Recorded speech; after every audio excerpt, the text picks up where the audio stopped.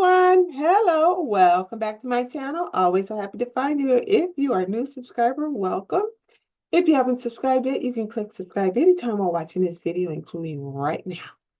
As you can see, there it is. Crazy like a fox.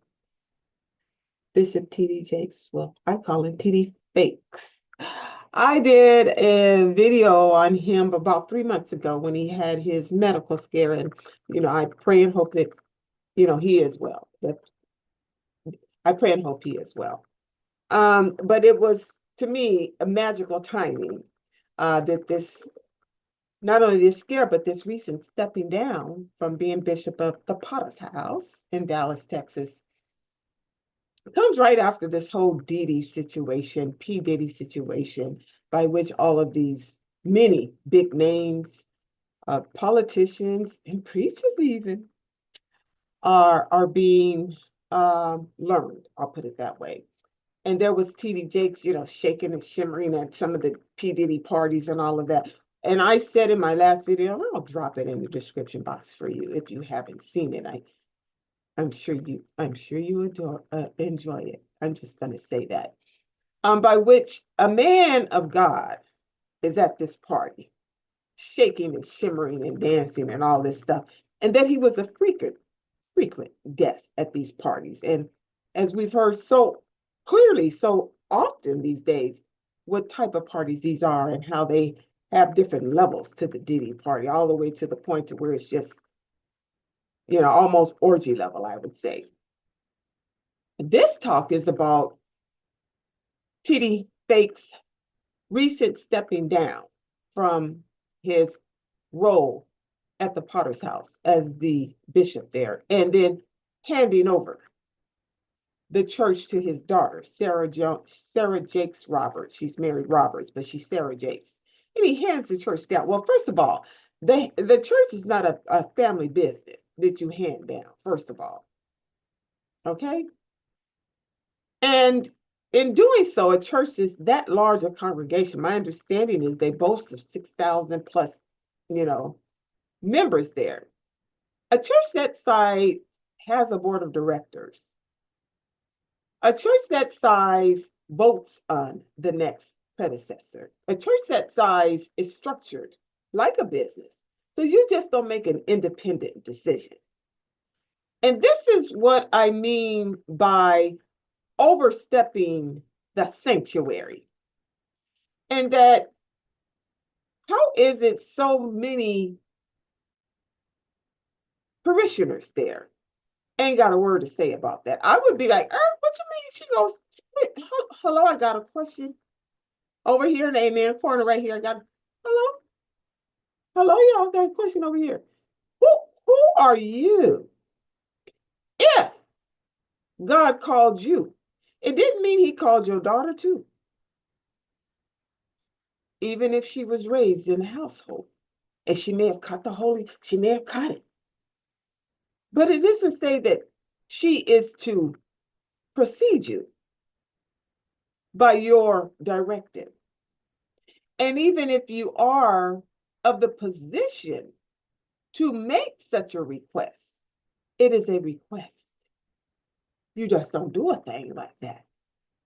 So I got a problem with that. I've seen many videos, I've seen coverage by the media, and of course they're also careful with their words. But I've seen other YouTube content creators, and they're gingerly about it. I think I'm just a little bit more direct. And I'm like, how do you do this? How do you do this? I've seen it happen in real time, I'll say it, where a pastor handed over his church to his daughter or to his son. And I've always felt some kind of way about that. How is it that you can do that? Except that you're running the church like a family business. I also noted that Sarah Jakes, in her own speckled past, You can research that on your own. It's not to knock her, but it's to present her to you.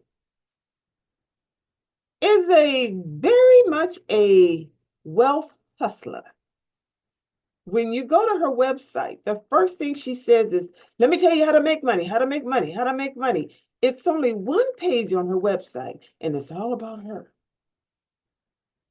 Now, I would think that if you're going to hand over entire congregation, entire churches, 6,000 plus people you boast about, that you'd hand it over to someone who, if they had their own website, is all about the glory and all about the story and all about the saints and all about religion. Ain't that your business? Your business sector is religion, right? Now, don't get mad at me. I'm being somewhat sarcastic because I'm really saying the audacity for you to do it, not to talk about religion, but the audacity to do it. So Sarah Jakes Roberts, who had a child in her teens, been married twice, promotes her own hustling books on how to get wealth, is more of a speaker, which you can book her for speaking engagements, and it's $10,000 or something like that, by which she'll come and speak for you or your women's group or whatever. She is a hustler. She is an author of several books, and wherever she goes, you have to sell her book. This is not a person that I think would inherit such a foundational church. Now, that's just me. My grandfather used to always say, your word is your bond. What you speak of, never let your life surpass the words by which you speak. In other words, the integrity of your message, the morality of your essence, the virtue of your soul is far more important than what you put on in a robe, how you present yourself out there in public. And he used to always say, don't be out there in them streets, don't let me hear. Because how you present yourself is important. So I'll say this, having a child at 14 years old, it happens. Is that the presentation? Being at the Diddy's party, shaking and shaking and all that, a regular party attender? Is that the perception? Is that the image you want? Where they both sell their books like mad and they hand their millions down through the church to one another and keep it in the family? Now, I know this sounds semi-shady,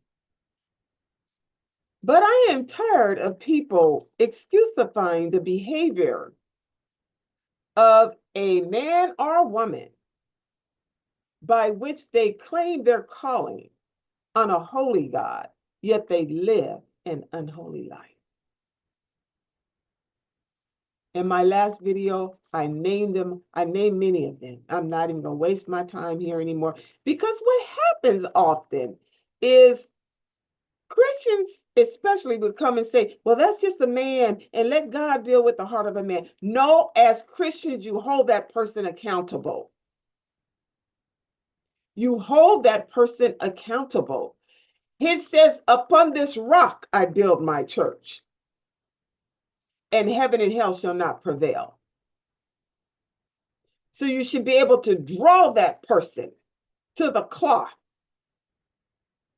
and say, the conduct by which you're displaying publicly, like my grandfather said, don't let them come back here about how you behaving out there and mess up this name. The words that you speak should never surpass. I mean, the image that you portray should never surpass the words that you speak. It's not that for him. And we give them a pass because of who they are with the fame and all that. How come he has handed down this church to Sarah Jakes instead of one of his other 4 children? Why not Cora Jakes? Why not Jermaine Jakes? Why not Jamar Jakes? Why? Because they have not elevated their popularity in such a way that they're almost as known as he is, like Sarah has. Sarah is a hyped up hustler. Now, these are my words. These are my words. Self-promoted, so-called preacher. Because one thing about it is a person can learn how to rev up an audience. But if your words are not genuine and match who you are as a person, and that you are more concerned with that person's salvation than your own savings account, therein is a problem. This is why I walk away from this nonsense. You safeguard the child. What they're wanting to do is safeguard the church from the vultures that's coming after him as a result of engagement with ditties. In other words, the roosters are coming home to roost. The crows are coming home to knock on your door. So you're safeguarding. Let's call a thing and tell the truth about a truth. The truth is disturbing. It's rough. It's tough. It's a bad mother. When it is. Because here are some of the things, and I am not wishing any ill will on anyone, but I am saying, where does this audacity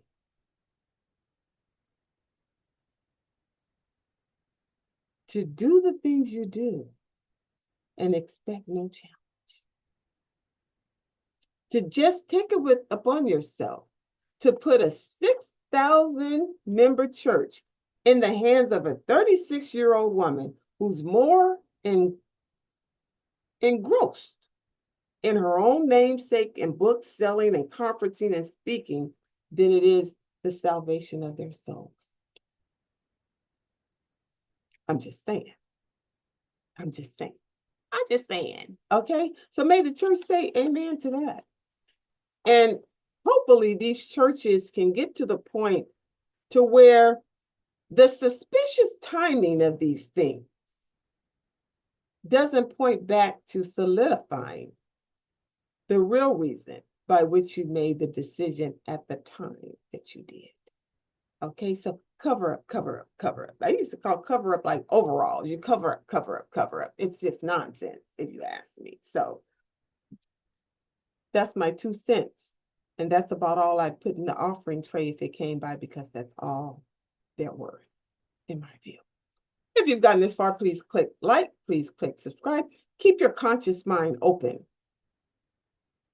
Even if it's a Christian conscious mind, keep your conscious mind open to refuse to be duped by nonsense. And I love you. I love you. If you've gotten this far, please click like, please click subscribe. I'll check you out next time. Bye. Bye, y'all.